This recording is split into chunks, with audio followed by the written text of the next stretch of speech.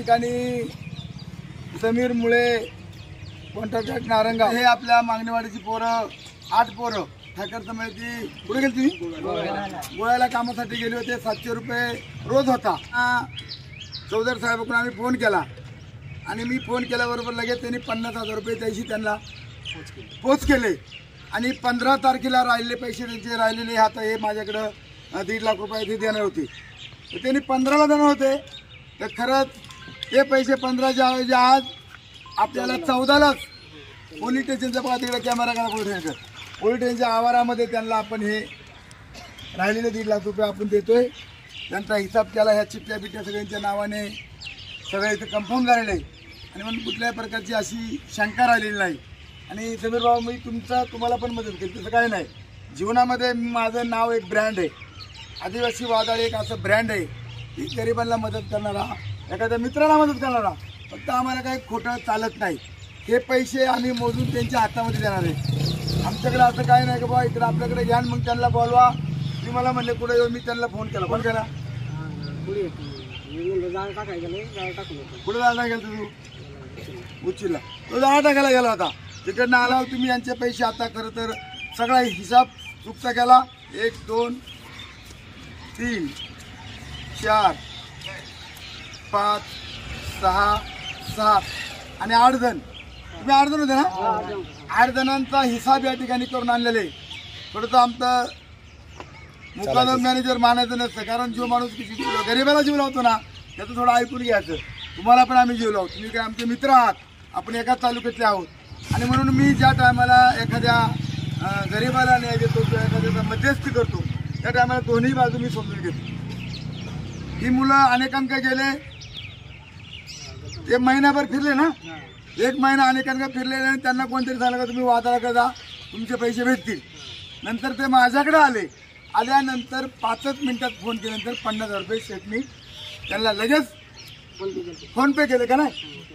50,000 रुपये फोन पे केले। म्हणले लांडे साहेब आदिवासी वादळ तुम्हाला मी ओळखतो, उर्वरित ते काय असतील 1.5 लाख रुपये ते मी तुम्हाला 15 तारखेला मी आणून देतो असे मुळे साहेबांनी मला कबूल केलं।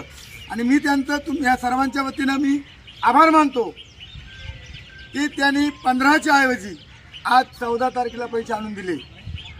आज बनकर फाटीवरती आमचे काही मजूर जातात, काही महाराष्ट्रामध्ये अनेक असे मजुरी लोक जातात, ते माझ्या संस्थेचे सभासद आहेत। बरं तुमचं आता या तुम्हाला इथं मान्य आहे ना, तुम्ही खुशी आहेत ना। मॅनेजरने सांगितलं होतं की तुम्हाला काम आहे गोव्या साईडला नेलं होतं। तिथं आम्ही 1 महिना आणि 6 दिवस काम केलं होतं। तर तिकडून आम्ही आल्यानंतर तो माणूस आम्हाला पैसे देत नव्हता। आम्ही बऱ्याच जणांना केलो, त्यांनी आम्हाला कोणाची मदत केली नाही। आम्ही नंतर आम्हाला सांगितलं की देवराम लांडे आपल्याला तुम्हाला मदत करतील, त्यामुळे आम्ही देवराम लांडे या साहेबांकडे गेलो, त्यांनी आम्हाला पैसे मिळवून दिले। माझं नाव नामदेव केदारी। मला मुकदमाने फोन केल्यावरती मला कळलं का असं प्रॉब्लेम नाही, तू कामाला आहे, मालक चांगला आहे म्हणून। तेव्हा मी कामाला गेलो, माझ्या संघ मी 8 पोरं घेऊन गेलो, कारण मीच मेन होतो तिथं। तर आम्ही ते काय म्हणले तुम्ही काम चांगलं करा, तुम्हाला चांगले पैसे भेटतील। आम्ही गेलो गोव्याला कामाला। इथून जाताना आम्ही 4 जण गेलो, नंतर पाठीमागनं 4 पोरं बोलवली मी। तर आम्ही गेलो गोव्याला, खाडीमध्ये एवढ्या पाण्यामध्ये आम्ही वाळच्या गोणी खाल्ली गेल्या, तिच्यावरती तूळ ठेवायचे आणि ते पट्टी होते रोल होते असं करायचं होतं, पुढे वाढायचं होतं ब्लॉक चेनने। तर काय झालं ते आम्ही तिथून आलो तर आम्हाला असं वाटलं का तो आम्हाला पैसे देण्यासाठी टाळाटाळ करत होता। मी बऱ्याच ठिकाणी गेलो, आमच्या सरपंचाकडे गेलो, इकडे तिकडे फिरलो, प्रत्येक कार्यकर्त्याकडे गेलो, पण कोणच्याकडे आपल्याला न्याय भेटला नाही। शेवटी मग मला असं वाटलं का आपलं वादळ असेल तर वादळापाशी जावा, तेव्हा आपल्याला न्याय भेटणार। काय होते आपलं वादळ म्हणजे काय, वादळाला मोठं वादळ असतं। तेव्हा आम्ही देवराम शेटकडे गेलो, साहेबांनी सांगितलं, साहेबांना मी फोन केला, साहेब असं असं आहे। साहेब म्हणले या तुम्हाला पैसे मिळून देणार हे 100%।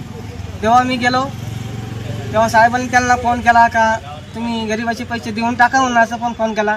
म्हणलं आमच्या घरी खायला काय नाही असं तसं सांगितलं।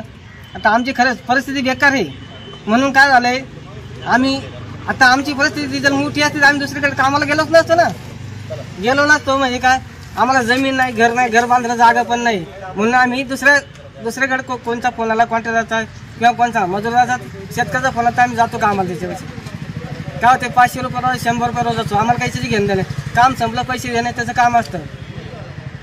पण तो काय म्हणला आम्हाला पैसे द्यायला टाळाटाळ करतात नाही देत पैसे काय करते करा पैसे आम्ही मी देणारच नाही कोणाला घेऊन या कोणाला सांगा एवढा पण मला बोलला. म्हणून मी डायरेक्ट थेट आपला देवराम लांडे यांच्यापाशी गेलो. आदिवासी वादळ म्हणलं आपलं काम 100% करणार म्हणून मी थेट गेलो. तर आमचे 1,98,000 रुपये गुंतले होते आणि आम्ही हिसाब केला टोटल तेवढे पैसे होते. तो मला नाही देत तू कोणाला काय करते करा म्हणला. तेव्हा त्या साहेबांनी त्यांना फोन केला आधी तेव्हा 50,000 दिले आता 1.5 लाख रुपये दिले. याबद्दल देवराम साहेब तुमचं आभार मानतो. धन्यवाद.